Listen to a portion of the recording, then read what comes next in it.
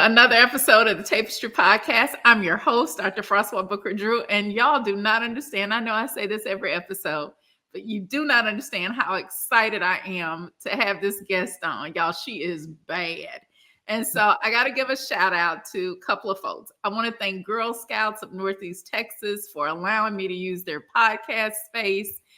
They're in the process of getting it up and running. And so it's just a gift that they said yes to allow me to do the show here today. So thank you to Jennifer, and Ashley for making this happen. And then for my producer, who I didn't shout out to earlier, my daughter Kaize, who's making things happen. And so we're going to get started. And again, thanks for tuning in. I want to introduce this. This is going to be the interview that most interviews I feel like this on, but this one I'm just elated because she's become a friend and she's someone that I admire and love who she is, but the work that she's doing. Let me read her bio and then we're going to go right into the conversation. And so Dr. Tina Opie is a Ph.D. She is the Chief Vision Officer of Opie Consulting, LLC, the founder of Shared Sisterhood, a visiting scholar at Harvard Business School, and an associate professor of management at Babson College, teaching organizational behavior courses. An award-winning researcher and teacher, she explores the connection between diversity, inclusion, and equity, along with identity, culture, fashion, authenticity, and professionalism. As a consultant, she provides organizations with strategic direction on how to create more diverse, inclusive, and equitable workplaces.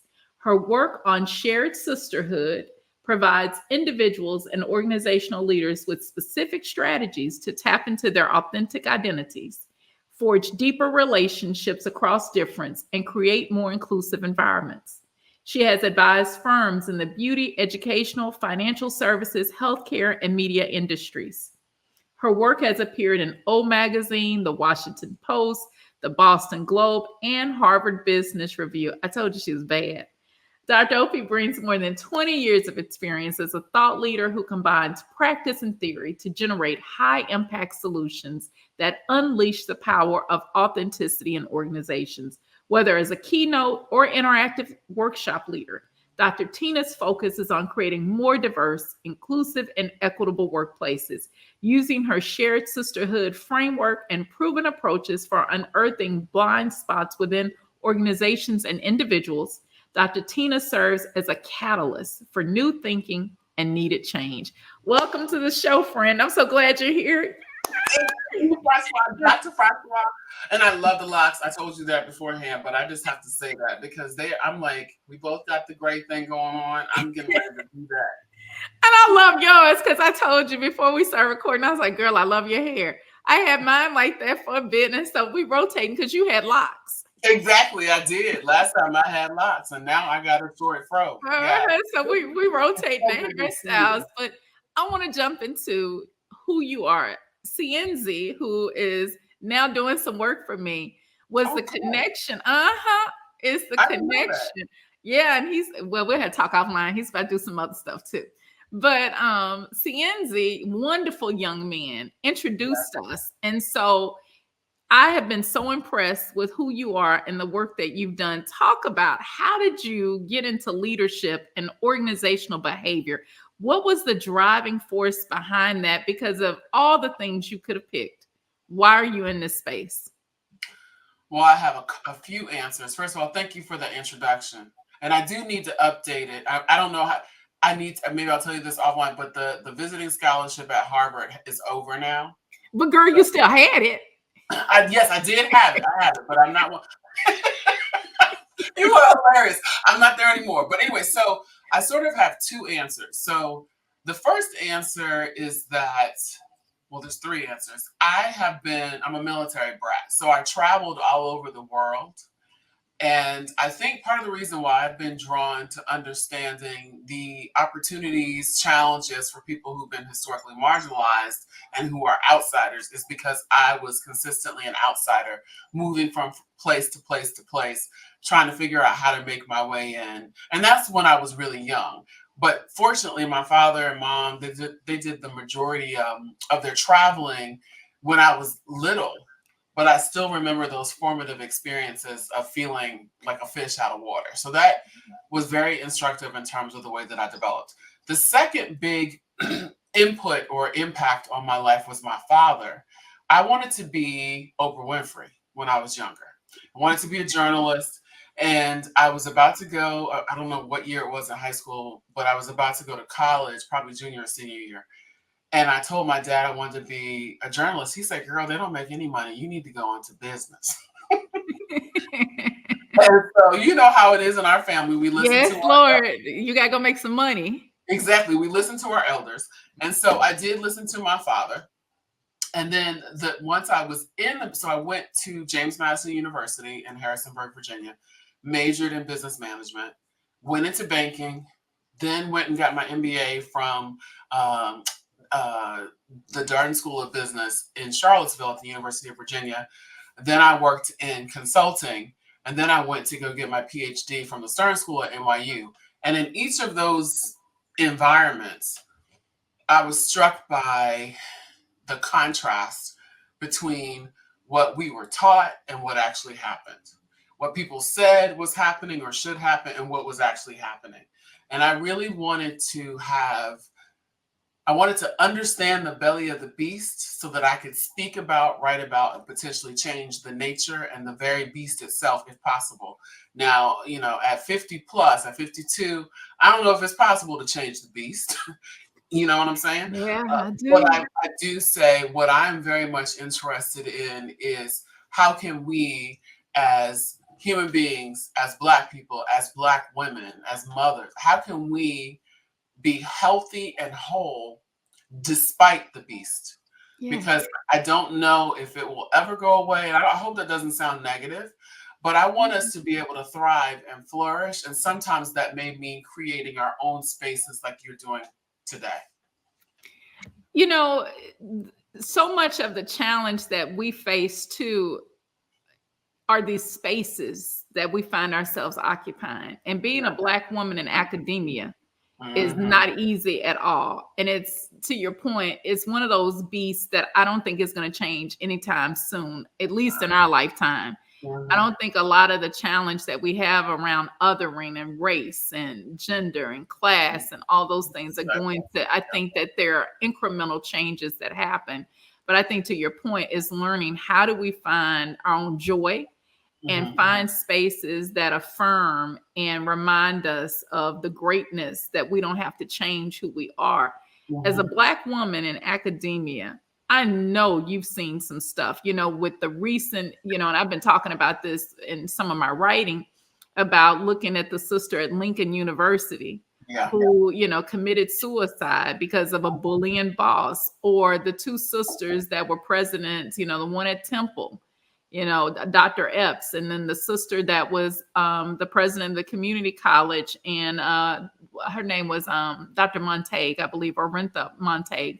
Women in their 50s, Yeah.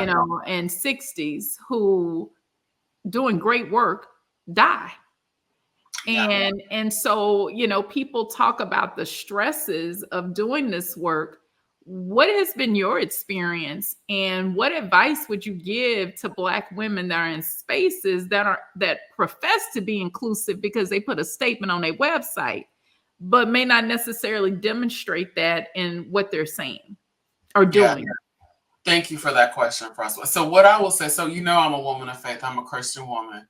One of the first things that I do is I have my spiritual discernment. I Mm. pray, I ask for the Holy Spirit to lead, direct, and guide me. I pray for him to show me myself how I can get better, how I can improve. But the scripture says, be wise as a serpent and gentle as a dove. We need Yes. to be circumspect. So I think I probably had some naivete when I first came. I'm like, look, I'm good. I'm smart. I've been recruited. They're going to appreciate me and value me. And that is the truth. But so there's a professor, Dr. Keisha Thomas. She has work and she calls it Pet to Threat.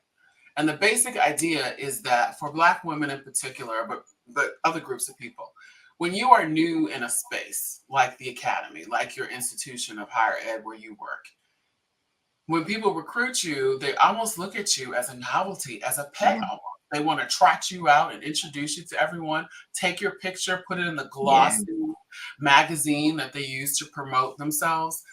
And you're a pet. They love you, they stroke your ego, they treat you well, they feed all those things. But as soon as you begin to ask questions, as soon as you begin to assert yourself as as an individual, as a smart person, as soon as it becomes clear that you're not a pet, but you're a peer, or maybe even you are superior in some of these domains that they use to identify and define themselves, you become a threat. And Hmm. that is something that I would tell Black women in these spaces to bank on. Understand that there will come a moment where you will switch from being a pet to a threat. And having that information, I tell the same thing to my children because it is something that I have seen play out time and time and time again. I mean, and I don't want to get, historical with it, but in any environment where you see Black people thriving and doing well, you may have initially see the power structure say, okay, well, that's cool. But when they view that entity as a threat, think of Black Wall Street, they want to destroy it. That's at a collective level, at a social level, but the same thing applies to us as individuals. Yeah. Uh, I read somewhere where white women have a hard time ever believing that a Black woman is more attractive than they are. They also have a hard time believing that we're more intelligent than they are, or that we're more hardworking or more deserving. And this is not just white women, this is the power structure confronting any member of a historically marginalized group. But let's just keep it germane. We're specifically talking about Black women. So I think that there's another doctor, Dr. Caretha Mitchell. She has a theory called know your place aggression.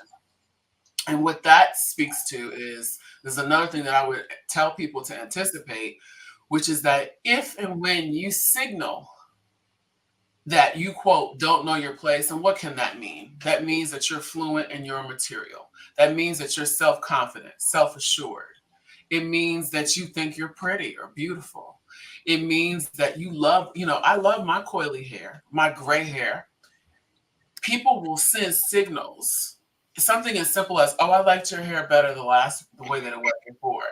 Or why Yeah. would you do that? You know what I'm saying? Why would Mhm. you do that? Or, well, I don't know if this topic is germane to, I don't know. Well, yeah, I know you do a lot of service, Tina, but that doesn't really count. We need you to do more public facing work, not the behind the scenes things. All of those are ways to keep you in check. So you might say, okay, Tina, if we have know your place aggression, pet to threat, if you have to walk about wise as a serpent, gentle as a dove, why should we ever enter into the space of the academy? I can speak for myself, and I feel that I was called. And I'm going to pause there because I know I'm Yeah. having answers. No, I want you to keep going, but no, because there has to be a perspective that grounds you to be Yeah, able to enter and maintain and stay in spaces that, to your point, I call it golden child, yeah, that we start off in, and it can only be one or two. It yeah, cannot be a whole group. So you got to know that at some point, if there's more of you there, y'all are going to be pitted against each other, because the way it is set up, there is not enough room for multiple people to shine. Now it is when the dominant group can do that, yeah, everybody has, opportunity access. But when it's a marginalized population, it can only be one or maybe two that can do yeah, that. And so you have to know, to your point, that it's going to happen. I've had it happen multiple times. yeah, yeah, And so how do you help people with finding the spaces to affirm them? For you, it's been faith, but I know that family has been important. yeah, What are some other tips that you can give to women? And I want you to keep going, because you were preaching. What are some other things that you can, give people to understand? Because this isn't exclusive to the academy either. It's in no, corporate America, yes. nonprofit management. I see it all the time. What are some things that people can do to not become disillusioned and not lose their sense of self. Yeah, and so thank you for that question, Francois. So what I'll say, and this connects to your point about the pitting against each other. I look to my girlfriends, sister friends at work as a source of affirmation. And we call out the instances where it is clear that there is someone or forces or individuals, and this may sound like conspiracy theory to some people, but let me give you examples of what I'm talking about. Someone said, you would make a great chief diversity and inclusion officer. Well, we already have an amazing chief diversity and inclusion officer who is a senior Black woman who I go to for counsel and guidance and wisdom. And so people were trying to, I guess, see if I would be motivated by a need for a title so that I would then go after this other Black woman. Not going to happen. And I think it's critical. So what are some of the tips? Try to identify the people in your immediate workforce and workplace who are of like mind. Now, remember, all skin folk are not kinfolk. There are people who will betray you. There are people who will allow themselves to be pitted against you, who will smile in your face and say negative things behind you. For the most part, though, many of the women who I have attempted to form solidarity with have been amazing. They have had my back. So be willing to at least step out on that branch a little bit or on that bridge to determine if and when you can trust other people, because I guarantee you that when you develop those trusting relationships, it can be life-changing. The other thing I would say is, the best time to make sure that you have an umbrella is when it's not raining. So keep your finger, keep your finger on the pulse of what's happening in your particular market. Make sure that you are marketable. I have been known as having a reputation across the campus. And part of the reason I did that is because I did not want any one individual, division, or department to have control over my reputation. I encourage people, and I have a class that I teach. It's called AAA Leadership. It's on awareness, agency, and abundance. And this class came about because many of us think that if we put our heads down and we work hard, we're going to succeed. And what I say to that simply is Black people are some of the hardest working people in the history of the world, but we do not own everything. We don't even own the things that we built. And so that tells you that hard work for us, it may be necessary, but it's not sufficient. And I think there are other variables like that we have to recognize. Faith is one of them, but also awareness, agency, and abundance. And I can get into those if you'd like. So to that end, awareness. Yes, talk about them. Yes. So awareness is being aware of yourself and other people so that you can enhance the amount of influence that you have. And so I talk about what is your purpose? What's your passion? What are you proficient at, and what can you be paid for? Profit. So those are the 4 P's. Many of us don't know what those are. So we end up being stuck or even feeling embedded or entrenched in these workplaces, afraid to step out. Long after the place no longer feels purposeful, long after it's no longer fueling our passion. And I think we have to be willing to walk away. That doesn't mean you also have to be pragmatic, though.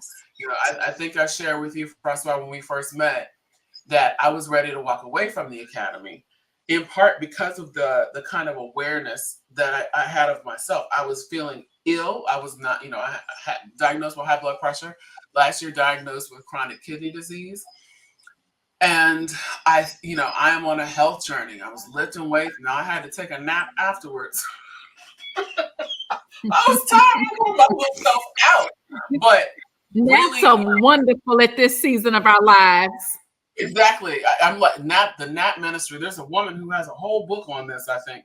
But listen, taking care of my health, but slowing down long enough to even go to my doctor's appointments. Because if I saw anything on one of my children or my husband, you need to go get that checked out. Meanwhile, I can hear my heart in my ears at times because my heart is racing so much, and I'm not going to the doctor. What is that about? So really, I took a 2-year unpaid leave of absence.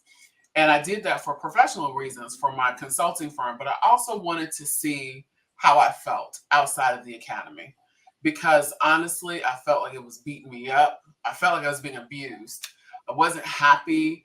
I was consistently angry and blaming the institute. And I'm like, that's not my personality. So I need to withdraw long enough so that I can really interrogate what's going on with me. And then I became very aware of some of these internal issues. And what that suggested to me is I needed to reconfigure my position. And I ended up doing that, having sort of an administrative role, a special advisor role with the president, and then teaching other classes that were electives as opposed to core classes, so that I could sort of stretch my own academic and intellectual muscles. So that is the self-awareness. Other awareness is about, this is based off of a model by Cohen and Bradford, who Alan Cohen is, I think he's a professor emeritus now at Babson College, but him and his co-author came up with a model called influence without authority. And what this is about is when you don't have formal power, how can you influence the people around you? And I have adjusted this model, amended that model. And basically what I talk about is how it's critical for you to understand first yourself. So I start with self-awareness, but then who are the people around you? Who are the formal and informal stakeholders? You may make the mistake of only looking at the organizational chart, but I want you to ask yourself, who are the people that if they don't like something, an initiative is not going to happen? That might be the executive assistant to the president. You know, there are many people who haven't been hired through to the administrative assistant because that person has influence.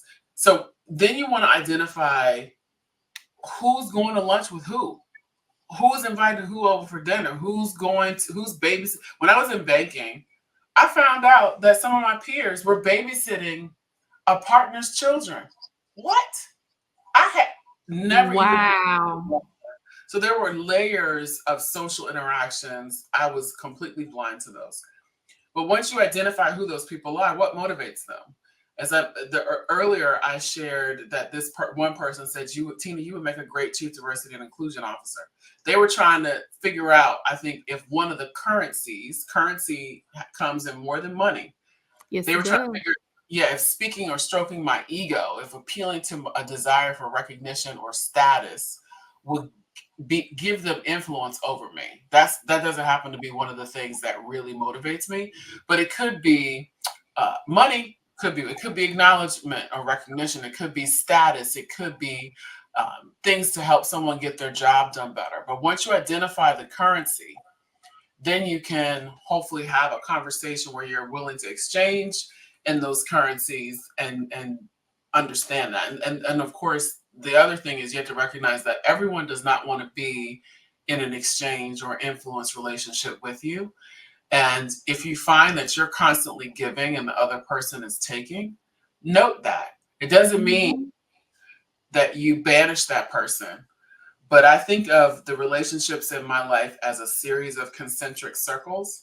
And there are some people who are absolutely on the periphery, and there are some people who are core, and that is okay. That's okay. That's awesome.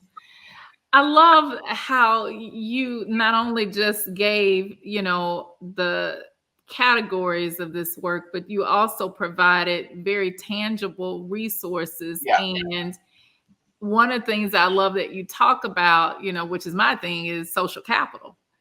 Is really the power of relationships. And you're absolutely right when you said about influence, because I have seen janitors and secretaries run things because people did not assume they had the information, but they were knowing everything that was happening. And I often say to young people that I mentor, do not dismiss anybody. It goes back to our faith, the scripture that says you never know when you're entertaining angels. Yeah, and don't be a respecter of persons. Yes. That also. That's scripture. So I want to talk about, you've got this shared sisterhood. What is that? It's right there. So shared sisterhood is, wait a minute though, because the professor in me and the mother in me is like, so I talked about awareness. Agency is just then there's agency and abundance. Sorry, real quick. Agency is your belief that you have the skill and the knowledge to positively affect your environment. It doesn't, and if you don't think that you know something, you know that you have the capability of acquiring that information to do that. So it's sort of the opposite of learned helplessness or something. So that's agency. You can affect change. And so you're not afraid of failure, for example, because failure is information. If you don't do well, that's okay. You assess the situation and say, what can I do differently next time? That's agency. And then finally, abundance has to do with, it's the opposite of a scarcity mindset. One of the things that I see with Black women sometimes, to your point, some of us, we have been conditioned. People have tried to convince us that there's only room for one. And I like to say, we think about it, so we act like crabs in a bucket and we pull each other back down. But what an abundance mindset is, wait a minute, someone's trying to put me in a bucket. I belong in the ocean. I'm not supposed to be in this bucket. And why am I arguing over this little piece of real estate in this bucket when all of us could be on the shoreline, chilling in the ocean as we were created to be? So when you have an abundance mindset, you look at the ocean instead of the bucket. You look at the world. You look at your purpose instead of your institution and what this person, other people have tried to do to you. So it's really the opposite. It's an abundance mindset. So I have time to counsel people who someone might say, well, she's going to compete for your job. What is for me is for me. Amen. What God has for me is for me. No man can take it away. Now that doesn't mean you're silly. Remember, we're wise as a serpent and gentle as a dove, where all skin folk are not kinfolk. I keep saying that. And there have been instances where people have taken information. I won't even get into that. I'll tell you that offline. But let's just say with shared sisterhood, there are some people who like the idea of it and have tried to run with it in ways. The thing is, I trademarked the term. but it's like, okay.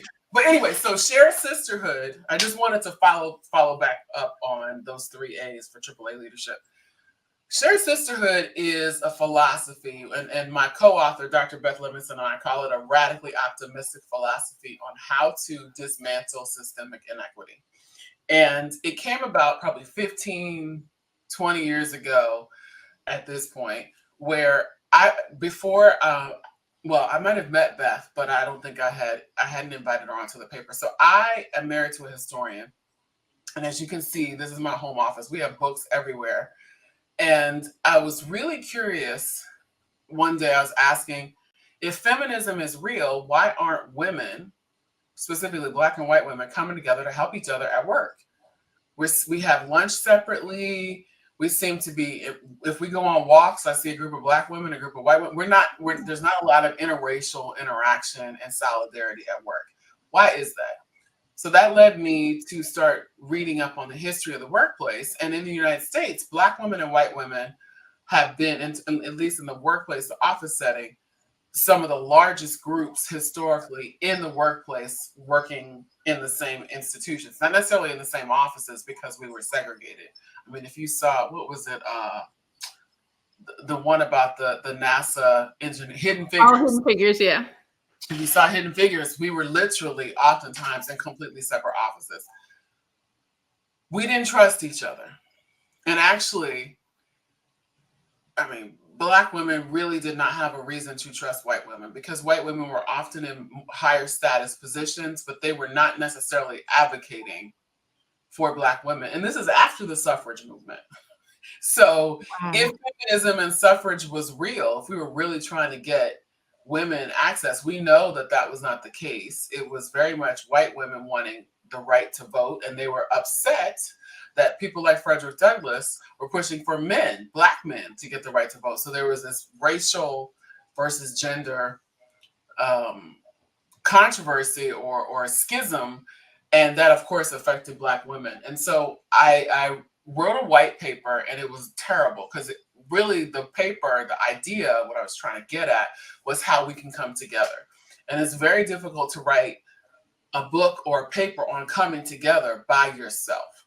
So I knew that I needed to identify someone different than me, who I respected, who I trusted, so that we could really examine some of these unanswered questions. And so I reached out to my co-author, Dr. Beth Livingston, who I had met. I identify as a Black Christian woman. She identifies as a white atheist woman. And of course, we have other identities, but those were some of the most salient identities that we talked about. And we came together, and I had already gotten interest from publishers, and I asked her if she wanted to join the project. She said yes. And then we had a bidding war between MIT and Harvard Business Review Press, and HBR Press won. And we wrote the book over COVID, and it came out in October 2022. So that's the story of it, of the context. And then the actual approach. Shared Sisterhood is based on 3 steps: dig, bridge, and collective action. When I was doing this research, I start with dig because that is about understanding yourself. So when I did the historical research, when I looked at the contemporary examples, I see that we're talking past each other. I may be talking about a particular experience that I've had, and someone else hears it in a completely different way. And then we're unable to have any resolution because we're arguing over the terms. And so, and we have different attitudes and understandings. So dig is about interrogating your own beliefs. Questions like, when did you, what is your, what are the, who are you? What are your most salient identities? When did you realize that you were white? I had someone say, I assume you don't mean when I was born. I was like, ding, ding, you're correct. Ding, ding, ding, ding, ding, that is accurate. When did you realize that there were benefits with whiteness? And when did you decide that you didn't want to be anything else because of those benefits? And maybe you never did that, but for most of the white people I've interacted with, there was a time, now they've never thought about it. Yeah. Most people of color, Black people, I did this, I was at a STEM conclave for women of color in Virginia this past weekend. I need to connect you with them because it's an amazing group. I asked the question, because dig looks different if you come from historically marginalized versus a historically power dominant group. In historically power dominant groups, they often avoid digging. They don't want to confront that, and they don't have to, because being white, for example, or being male is normative. Yeah, and it's centered in everything we do. Exactly, it's centered. So in historically marginalized groups, though, they often can remember a painful moment. Sometimes it's a traumatizing moment when they realize, okay, being Black, people have a different reaction to this than I might have thought. Mm-hmm. And so when I was at the STEM conclave, I asked the women, when did you realize that you were Black? And I had them get into their tables. And when I tell you that there was such trauma, women were weeping because they had rarely had they talked about it. And then, but there was strength in them seeing that other Black women, Asian women, I think there was one Indigenous woman, Middle Eastern women, had experienced some of the same trauma. And I think if I could wish anything through Shared Sisterhood, it's for us to heal, have that trauma healed. Anyway, yeah, so that's dig. Dig is very much about taking your beliefs and holding them up and interrogating them. The second step is bridge. So once you have done dig and you understand your whiteness, your Blackness, your womanness, your attitudes, and of course, we are a multitude. So for anyone listening who's thinking she's just trying to reduce us down to, that's not the point. But we also have to be honest that in society, people see us through this. And that's how they treat you accordingly. Exactly. And so, this colorblindness is a racist ideology because what it does is it renders us to the norm. And the norm is typically white male. So then I don't get a chance to talk about the beauty of my Blackness or the beauty of being a woman, which both two identities that I love and I wouldn't trade. So once you have done dig and you've really interrogated yourself and understand your own biases and assumptions, then you're ready to bridge. And bridge is about connecting with people who are different than you, where you center the value of equity. Equity is different than equality. Equality is means, everyone gets the same thing. Equity is very much about inputs and outputs. If we both work 8 hours and roughly the same quality, then we should get the same output. But if I work 15 hours and you work 8, I'm expecting to get paid more. So that's an example. And we know that we don't have equity just from the gender wage gap. And then when you add race, that's even worse. So when you bridge, it's really about showing trust, empathy, risk-taking, and vulnerability. Those are 4 things that Beth and I found to be really critical to this establishing a strong interpersonal relationship. And our relationship, the relationship that Beth and I have, is a good example of bridge. Because when she first approached me, I did not trust Beth.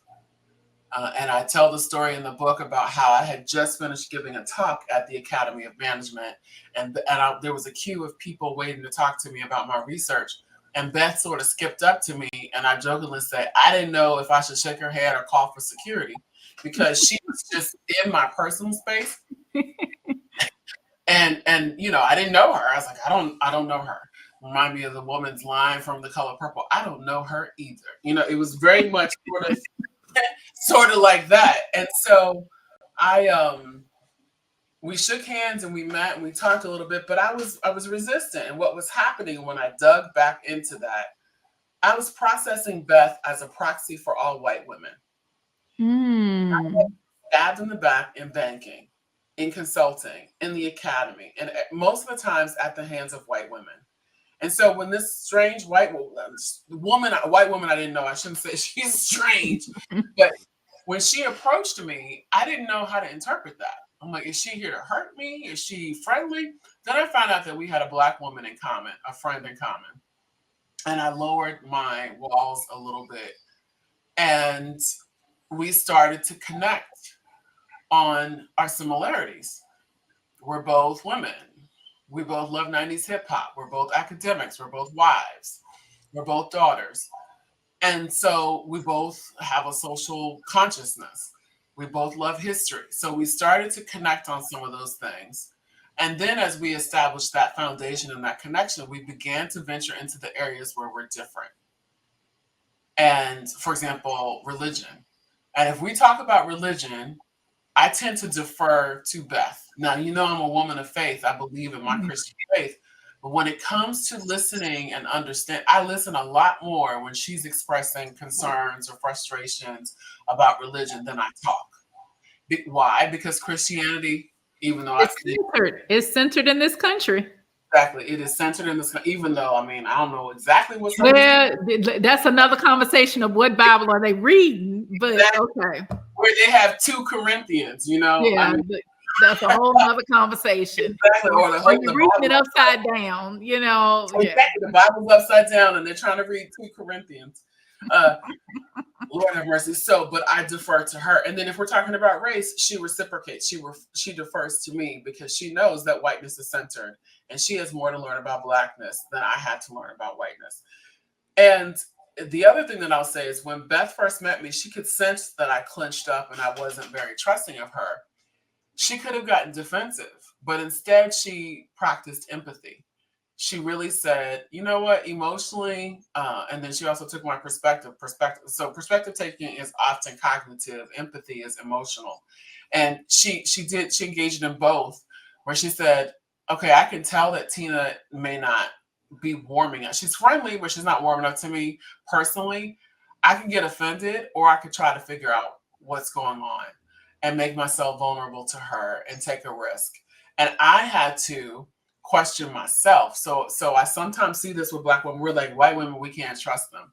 If I had kept now, the first thing is that can be adaptive. It can be protective.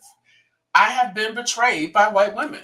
And so it would be foolish, in my opinion, for me to act as though white women are always, or any person, but white women in particular, always have my best interest at heart. I think that there are a series of steps that you need to take. And I did that with Beth. But what I want to say also is that to Black women, I would have missed out on a beautiful friendship with Beth if I had continued to process her as a proxy for all white women, as opposed to individuating and allowing myself to slowly but surely make myself vulnerable, and take risks with her, because she could have betrayed me. But now, I mean, she did not. And she is such a Beth and I talk about money. We have our money interacting with each other. We talk about I would let her watch my kids. I mean, they don't need to be anymore because because of their age. But I really trust Beth. And that trust was established over years and decades now. And so I hope that can be a beacon. Not that our relationship is perfect, but because we don't always agree for sure. Not that any human being does 100% of the time with anybody else. Exactly. And I don't even know if I want to agree 100% with somebody. I don't even agree with myself 100% of the time. That's what I said, Tina, one day. I was like, I don't agree with myself. So there, I can look back on last week and go, girl, why did you do that?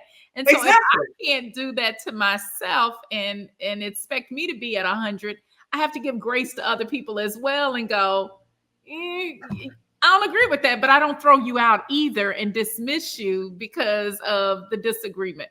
But if there's trust there, the trust can withstand the tension of the disagreement. But you got to build trust to do that.